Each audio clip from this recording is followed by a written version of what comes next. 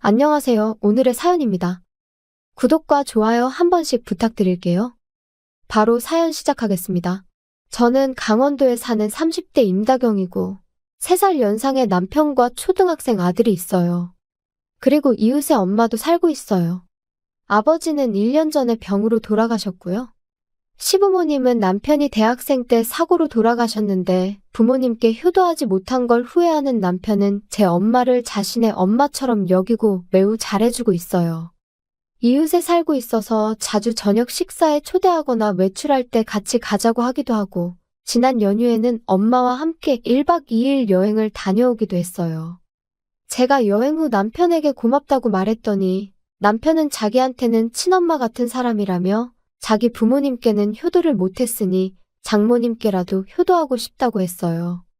이런 평화로운 시간이 계속되던 어느 날, 한 가지 일을 계기로 크게 바뀌게 되어 어느 날이었어요. 엄마한테 전화가 왔어요. 조금 떨리는 목소리로 통화되냐고 하더라고요. 일이 막 끝났던 터라 통화 괜찮다고 하니 병원에 좀 데려다 달라며 지금 당장 집에 와줄 수 있냐고 했어요. 무슨 일이냐고 하니 아까 계단에서 넘어져 다리가 너무 아파 운전할 수 없으니 운전 좀 부탁한다고 하더라고요. 계단에서? 많이 안 다친 것 같지만 걱정돼서 전화를 끊고 바로 집으로 향했어요. 현관에 앉아 기다리던 엄마를 바로 정형외과로 데려갔어요. 검사를 해보니 오른쪽 다리가 골절된 상태더라고요. 깁스를 하고 목발을 빌려 병원을 나왔어요. 오늘은 우리 집에 머물면서 당분간 어떻게 할지 생각해보기로 했어요. 남편에게 대충 말을 해뒀기 때문에 남편은 정시에 퇴근했어요. 아들도 학교에서 돌아와서는 엄마의 상태를 걱정스럽게 보고 있었어요. 깁스가 풀릴 때까지 한 달 정도 여기서 살아도 괜찮냐고 남편에게 제안했는데 남편은 흔쾌히 괜찮다고 했어요. 골절이 다 낫고 집으로 돌아가시는 게 좋을 것 같다는 거였죠. 하지만 집 청소나 집을 한 달씩이나 오래 비우면 안 좋다며 엄마가 망설이길래 청소는 내가 주기적으로 가서 할 테니 걱정하지 말라고 안심시켜드렸어요. 엄마는 조금 망설이다가 신세 좀 지겠다며 도울 일 있으면 도와줄 테니 편하게 잘 지내보자고 하셨어요. 약속대로 저는 주기적으로 집 청소를 하러 다녔고 엄마의 깁스를 풀어야 할 무렵에 제가 집 청소를 하고 있는데 이삿짐 센터 트럭이 집 앞에 멈추는 거예요. 어라? 트럭이 여기 왜 서지? 그렇게 생각하고 있는데 현관문이 쾅 하고 열리더라고요.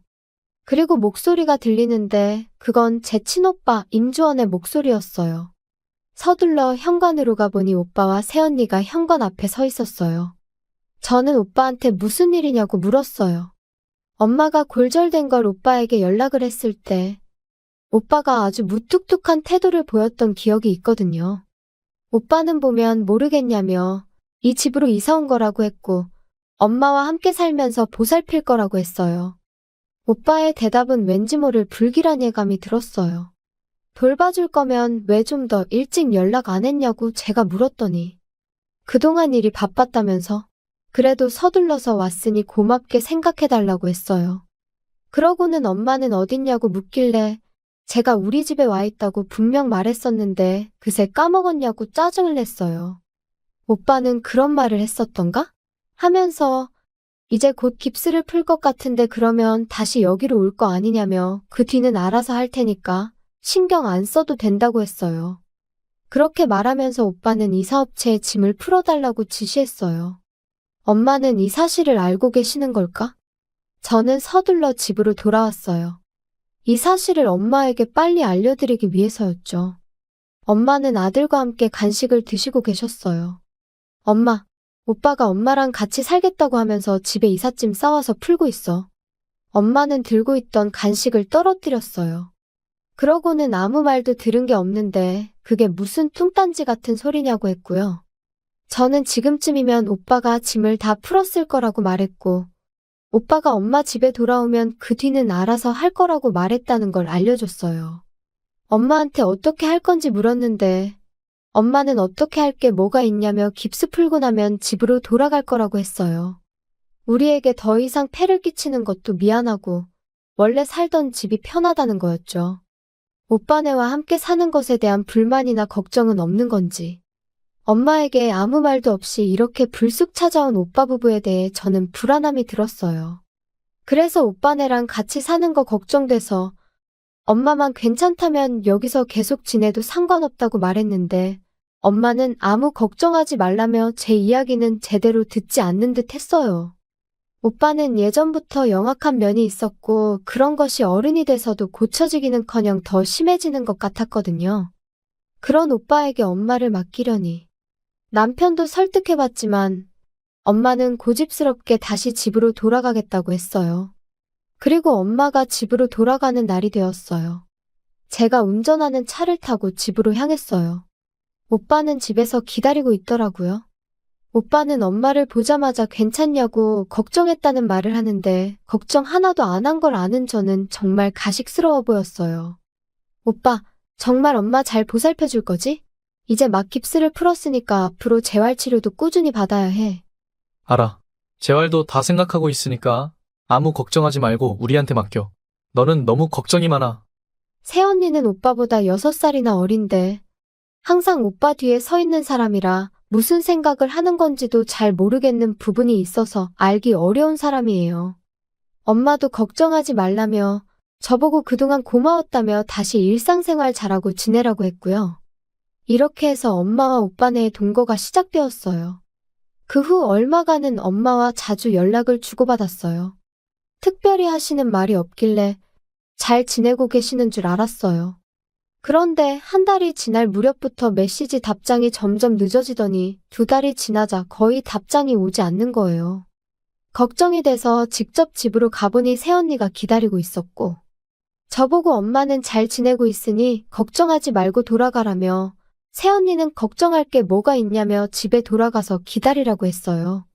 이런 식으로 말해서 얼굴이라도 보고 가겠다고 했지만 새언니는 그건 본인에게 물어봐야 하니 지금은 안 된다고 해서 어쩔 수 없이 돌아갈 수밖에 없었어요. 오빠에게 직접 연락을 해본 적도 있어요. 오빠에게 엄마를 만나고 싶다고 했는데 그러자 오빠는 잘 지내고 있다고 했는데 뭐가 문제라서 계속해서 말하냐며 그만 좀 걱정하라며 화를 냈어요. 저는 그냥 딸로서 아픈 엄마가 잘 지내는 건지 걱정하는 건데 왜 이걸 이해하지 못하는 걸까요? 차라리 집에 아무도 없는 시간에 엄마 만나러 가볼까? 그런 생각이 계속 들 때쯤 3개월이 지났고 정말 안절부절 못해서 오만 생각이 다 드는 거예요. 정말 현관을 부수고 집에 들어가 보고 싶을 정도였어요. 그런 걱정에 남편에게 말해봤어요. 엄마한테서 연락이 전혀 없어. 만나러 가도 전혀 만날 수도 없고 어떻게든 엄마 집에 들어가 봐야 할 것 같은데. 남편도 저처럼 걱정이 되는지 억지로 들어가는 건 좀 그렇고 방법을 찾아보자고 했어요. 그리고 밤 11시쯤 내일을 위해 잠을 자려고 누웠는데 때마침 인터폰이 울렸어요. 이 시간에 누구지? 하며 저는 모니터를 봤어요. 그러자 현관 앞에 있는 건 초췌해진 엄마였어요. 남편과 서둘러 현관으로 가봤어요. 봄을 지나 초여름에 가까운 날이었지만 여전히 아침 저녁으로 쌀쌀한데 엄마의 모습은 매우 초라해 보였어요. 저는 엄마를 바로 집으로 모셨어요. 그리고 불을 켜고 자세히 보니 3개월 전만 해도 조금 통통했던 엄마는 살도 빠지고 옷도 다해지고 꼬질꼬질해 보였어요. 늦은 시간에 미안해. 집에서 쫓겨나서 그런데 패 끼치지 않을 테니까 돈 좀 빌려줄 수 있어? 울면서 부탁하는 엄마의 모습에 저도 눈물이 났어요. 지난 3개월 동안 무슨 일이 분명 있었다는 걸 금방 알 수 있었어요. 엄마, 민폐 끼친다고 생각하지 마. 여기 있어도 괜찮아. 여보, 당신도 괜찮지? 진짜 열받네. 저는 열받는다는 남편의 말에 쌓여있던 분노가 남편에게 터져나왔어요. 열받는다니 무슨 소리야? 지금 엄마가 이런 상태인데 그런 말을 할 수 있어? 아까는 당신도 걱정된다고 했잖아. 그러자 남편은 저보고 진정하라며 열받는다고 말한 건 형님 부부 때문에 열받는다고 말한 거라고 했어요. 그리고는 장모님은 당연히 이 집에 있어도 되는 거라고 했고 조금만 생각할 시간을 달라고 했어요. 왜냐하면 형님네에게 지옥을 보여줘야 한다네요. 그렇게 말하는 남편의 얼굴에는 살짝 미소가 번졌어요. 마치 장난치기 전에 들떠있는 소년 같았어요. 그리고 저는 엄마를 목욕시키고 잔치국수를 만들어드렸어요. 소화가 잘 되는 거라 지금 이 시각에 먹어도 괜찮을 거예요. 목욕하고 나온 엄마는 예전보다 많이 마르셔서 깜짝 놀랐어요. 게다가 양손 손가락 관절이 다 닳아서 새빨갛게 변해 있었어요. 국수를 다 드시고 나서 연고를 양손에 발라드렸어요. 남편은 그 시간 동안 계속 뭔가를 생각하는 것 같았어요. 엄마, 말하기 싫은 건 말하지 않아도 되지만 지난 3개월 동안 무슨 일이 있었는지 말 좀 해줘. 엄마는 결심한 듯이 말하기 시작했어요.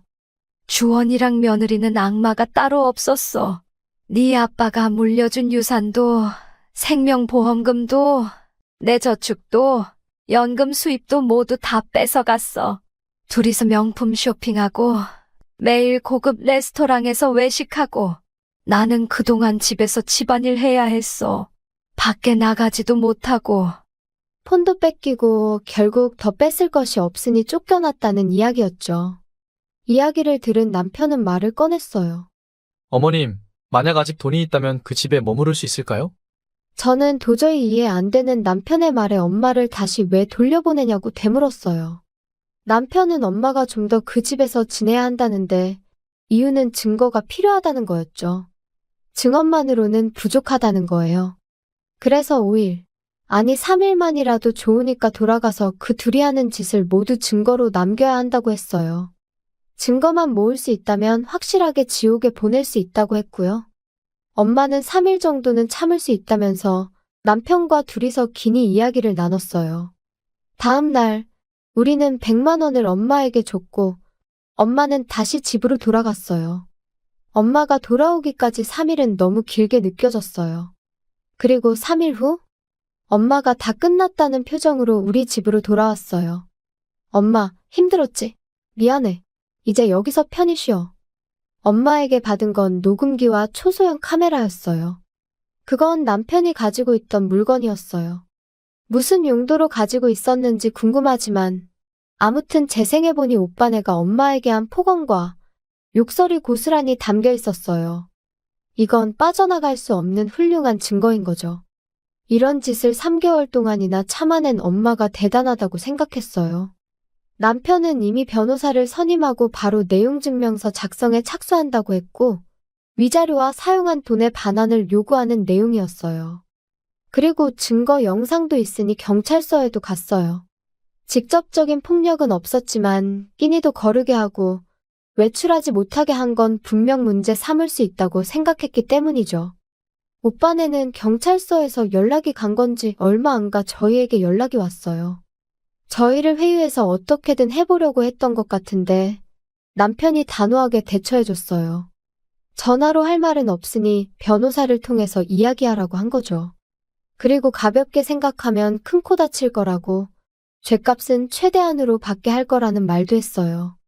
만약 무슨 수작이라도 부리는 게 보이면 그땐 빈털터리로 만들어주겠다는 말도 했고요. 결국 우리의 요구대로 엄마에게 위자료를 지급하고 사용한 돈도 일괄적으로 반환하기로 했어요. 참고로 경찰에 신고까지 했기 때문에 회사에서 당연히 해고됐고 단번에 거지가 된 것 같더라고요. 우리는 엄마 집을 팔려고 부동산에 내놨고 오빠네는 지낼 곳이 사라진 거죠. 그 후에 엄마는 오빠와 영영 인연을 끊기로 했어요. 너무나 당연한 거지만 확실히 마음을 굳게 먹은 것 같아요. 그리고 오빠는 새언니한테 이혼 서류를 받았고 새언니는 자취를 감췄다고 하네요. 결국 혼자서 빚과 생활고를 감당해야 하는 상황이 된 거죠. 가진 것들을 모두 팔아도 돈이 얼마 안 되니 경마장을 기웃거리나 본데 아마 남은 돈마저도 얼마 안 가 다 잃어버리고 노숙자가 될지도 모르겠네요. 엄마에게 한 짓을 생각하면 정말 평생 고통 속에 살았으면 좋겠다는 생각이 들어요. 한편 엄마는 우리와 함께 계속 살기로 했고 살도 예전처럼 다시 붓기 시작했어요. 그리고 엄마가 집안일을 많이 해주셔서 저는 여유 시간에 아르바이트 하기로 했어요. 그렇게 번 돈으로 우리 가족 모두 해외여행도 가고 행복하게 지내려고 합니다.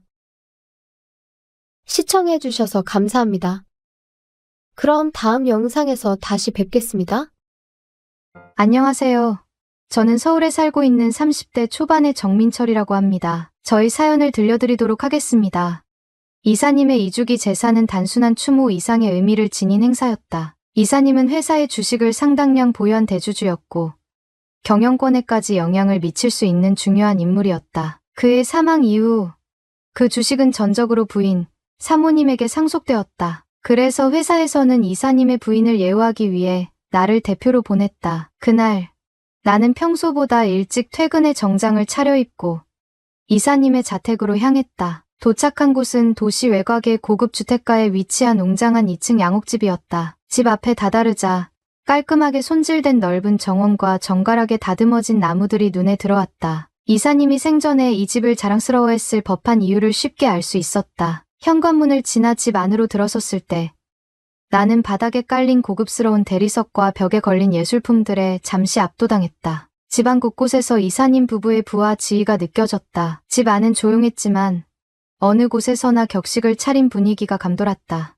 나는 정중하게 인사를 하고 신발을 벗은 후 안내된 방으로 들어갔다. 방 안에는 이미 몇몇 부유층 부인들과 유한마담으로 보이는 여성들이 자리를 잡고 있었다. 이들은 대부분 이사님 부부와 가까운 사이였을 것이다. 그들은 모두 검은색 옷을 입고 있었고 고요한 분위기 속에서 서로 조용히 이야기를 나누고 있었다. 사모님은 정갈한 소복 차림으로 내게 다가와 인사를 건넸다. 그녀의 얼굴은 화장기 없이도 밝게 빛나고 있었다. 그녀의 눈에는 슬픔이 깃들어 있었지만 동시에 그 속에는 깊은 외로움이 담겨 있는 듯했다. 나는 절을 올리고 그녀의 인도를 받아 상 앞에 앉았다. 차려진 제사상에는 이사님이 생전에 좋아했던 음식들이 정성스럽게 올려져 있었다. 나는 술잔을 들어 몇 잔을 마시며 주변을 둘러보았다. 방 안은 고요했고 사람들은 대부분 조용히 서로의 얼굴을 바라보며 이사님에 대한 이야기를 나누고 있었다. 하지만 나는 그 자리에서 느껴지는 어딘지 모를 무거운 분위기와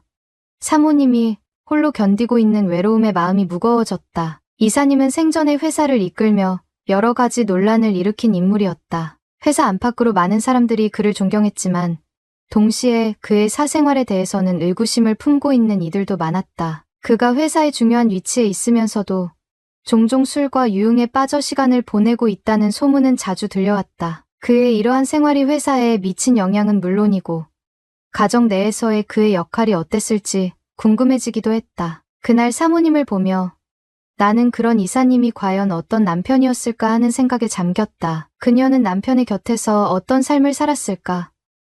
이사님은 그녀에게 어떤 사람이었을까? 그녀의 눈 속에 담긴 깊은 외로움은 바로 이사님과의 관계에서 비롯된 것일까?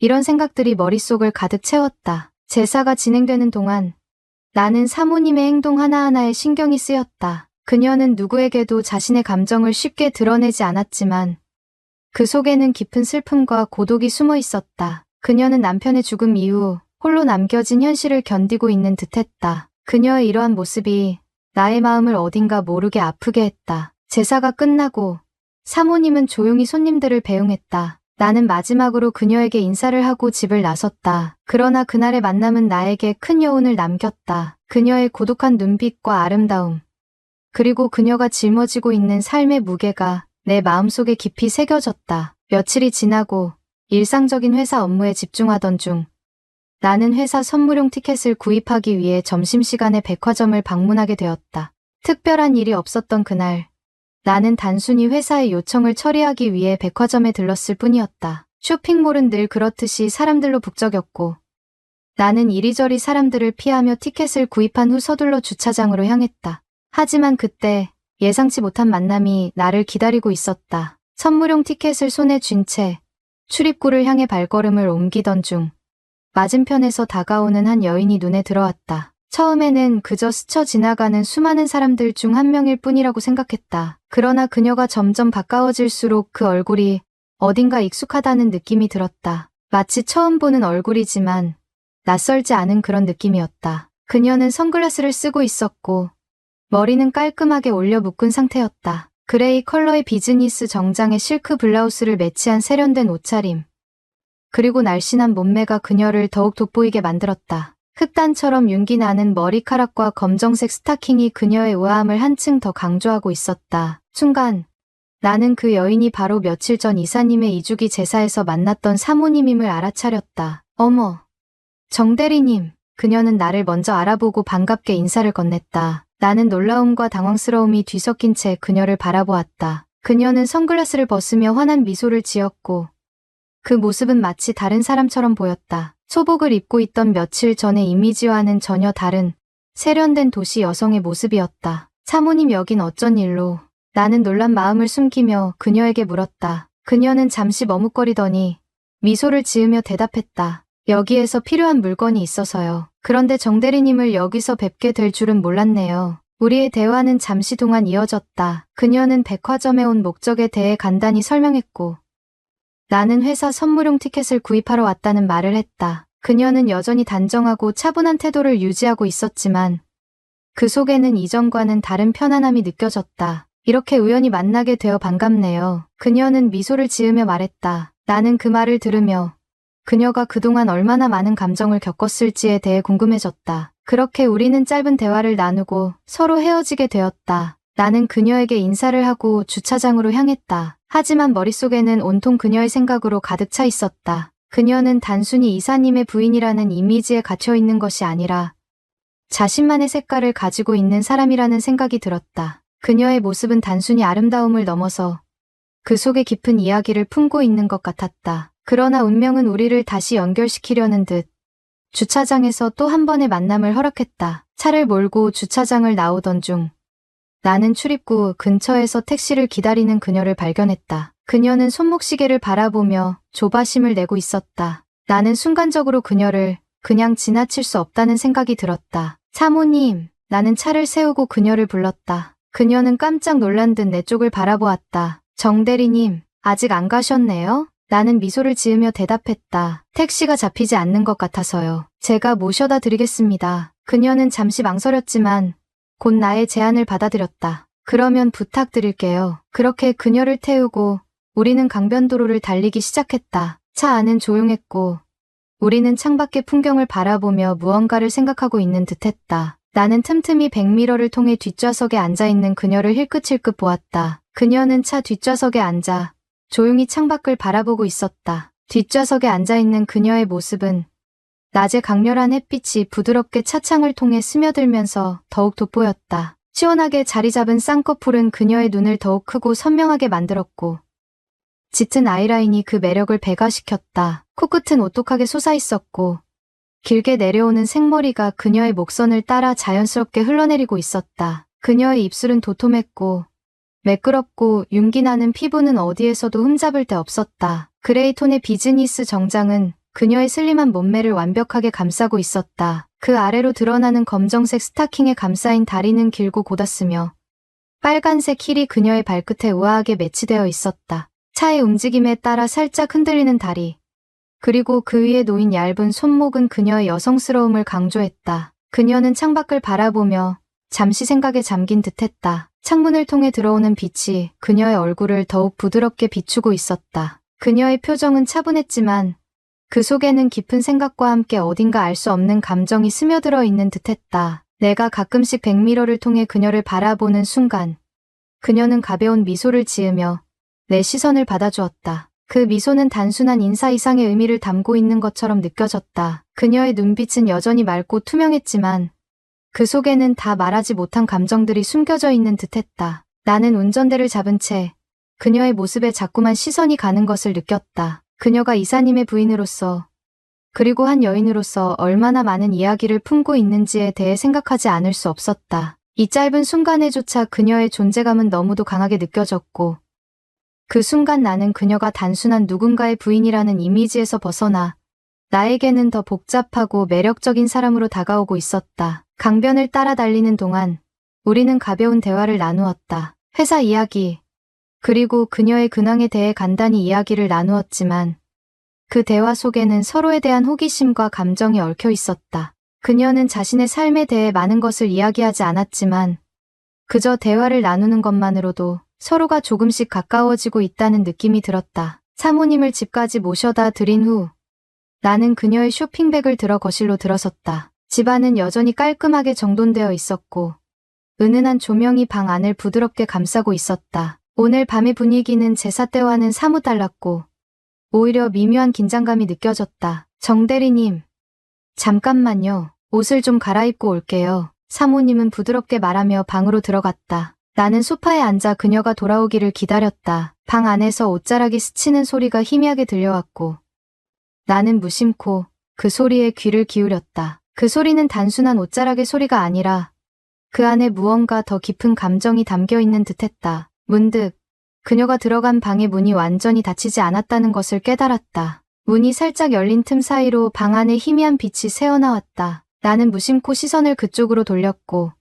그 순간 거울에 비친 사모님의 모습이 눈에 들어왔다. 사모님은 이미 옷을 갈아입고 있었다. 그녀는 미니 슬립을 입고 있었고 얇은 소재가 그녀의 매끄러운 몸매를 따라 부드럽게 흘러내렸다. 조명이 그녀의 피부에 은은하게 닿아 빛을 반사하고 있었고 그 모습은 눈을 뗄 수 없을 정도로 매혹적이었다. 그녀의 움직임은 조용하고 우아했지만 그 속에는 묘한 긴장감이 느껴졌다. 사모님은 천천히 스타킹을 벗기 위해 한쪽 다리를 화장대 위에 올렸다. 그 순간 내 마음은 긴장감으로 가득 찼다. 그녀의 다리는 길고 매끄러웠으며 탄탄한 허벅지와 섬세한 발목이 부드러운 곡선을 이루고 있었다. 그녀의 손길이 스타킹을 따라 천천히 움직이며 매끄러운 피부가 드러나는 모습이 나의 시선을 사로잡았다. 그녀의 움직임 하나하나가 섬세하면서도 관능적이었고 나는 숨을 죽인 채 그 장면을 지켜보았다. 스타킹을 완전히 벗어낸 후 사모님은 슬립의 얇은 끈을 살짝 고쳐 매더니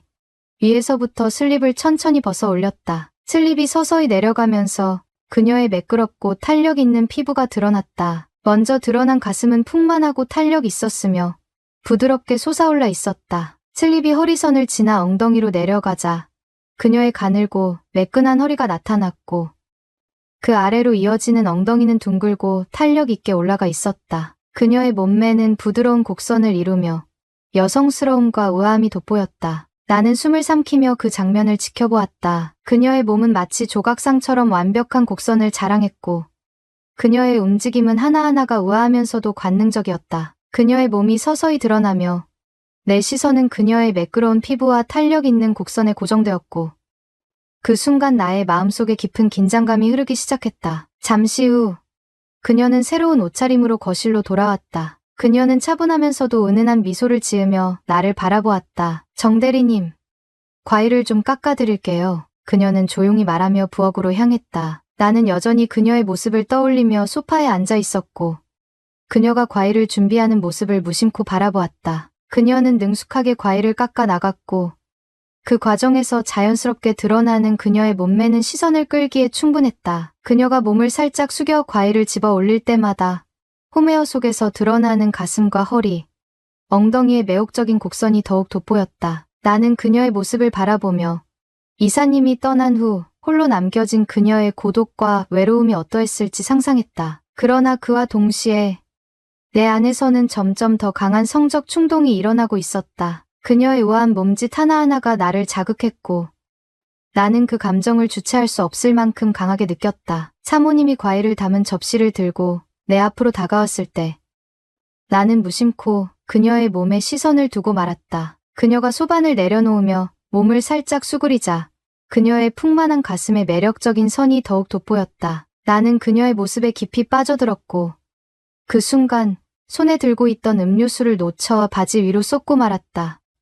어머, 그녀는 놀라며 재빨리 주방으로 달려가 행주를 가져왔다. 나는 당황해서 얼른 바지를 닦으려 했지만 그녀가 먼저 손을 움직였다. 그녀가 내 바지에 쏟아진 음료를 닦아내던 중 그녀의 손이 나의 물건 위에 닿았고 그 순간 나는 더욱 강한 충동에 휩싸였다. 그녀의 손길은 너무도 부드러웠고 그 감촉에 내 마음은 흔들렸다. 나는 참을 수 없었다. 사모님.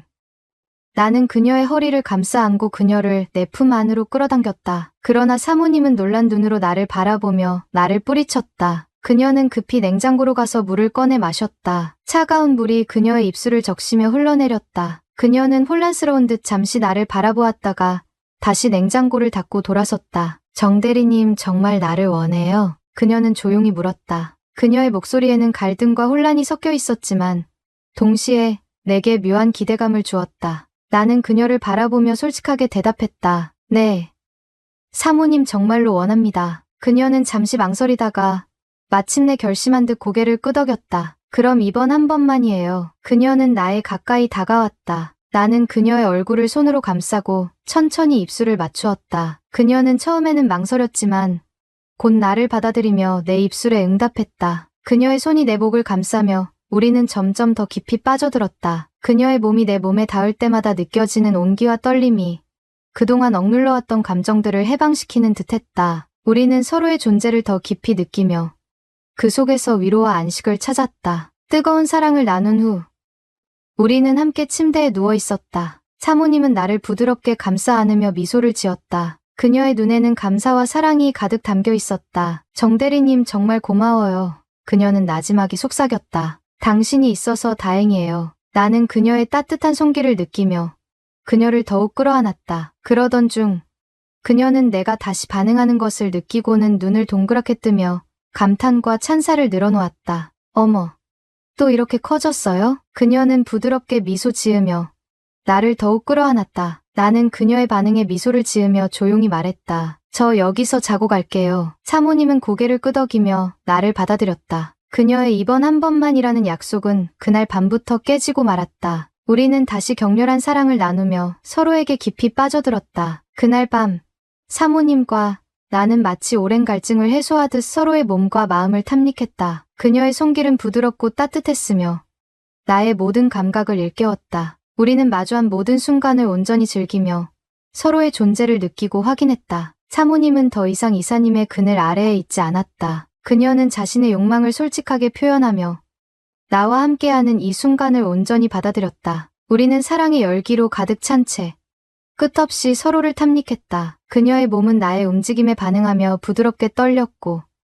나는 그녀의 반응에 더욱 깊이 빠져들었다. 그날 밤 우리는 여러 번 서로의 사랑을 확인했다. 그녀의 몸이 나를 받아들이고 나의 움직임에 따라 그녀는 더욱 깊은 감정 속으로 빠져들었다. 우리는 서로의 숨결과 몸짓을 느끼며 더 이상 이 세상에 다른 무엇도 존재하지 않는 듯했다. 마침내 우리는 지쳐서 서로의 품에 안겨 잠들었다. 나는 그녀의 고요한 숨소리를 들으며 그녀의 머리카락을 부드럽게 쓰다듬었다. 그녀의 몸은 내 곁에서 편안하게 잠들었고 나는 그 순간 그녀가 얼마나 사랑스럽고 소중한지 깨달았다. 다음 날 아침 우리는 서로를 끌어안고 깨어났다. 그녀의 얼굴에 드리운 미소는 어젯밤의 모든 것을 말해주고 있었다. 나는 그녀를 조심스럽게 바라보며 그 순간이 끝나지 않기를 바랐다. 어젯밤은 정말 특별했어요. 사모님이 나지막이 말했다. 나는 고개를 끄덕이며 미소 지었다. 저도요. 당신과 함께할 수 있어서 정말 행복했습니다. 우리는 잠시 말을 멈추고 서로를 바라보았다. 그녀의 눈에는 더 이상 어제의 망설임이나 혼란이 보이지 않았다. 그녀는 완전히 나를 받아들였고 나는 그 사실에 감사하며 그녀를 더욱 소중히 여기기로 다짐했다. 그 후로도 우리는 오랫동안 서로의 곁을 지키며 사랑을 나누었다. 그녀의 이번 한 번만이라는 약속은 그날 밤 이후로 더 이상 지켜지지 않았다. 우리는 매일 밤 서로에게 빠져들었고 그 속에서 깊은 사랑과 위로를 찾았다. 이렇게 사모님과 저는 서로에게서 새로운 시작을 찾으며 뜨겁고 진실한 사랑을 나누었습니다. 과거의 상처와 외로움을 뒤로하고 우리는 함께 새로운 인생을 그려나갔습니다. 그녀의 품 안에서 저는 진정한 위로와 평안을 느꼈고 그녀 또한 저와 함께하며 다시 웃을 수 있었습니다. 우리의 사랑은 단순한 감정을 넘어선 깊고도 특별한 관계로 발전했습니다. 서로의 아픔을 이해하고 보듬으며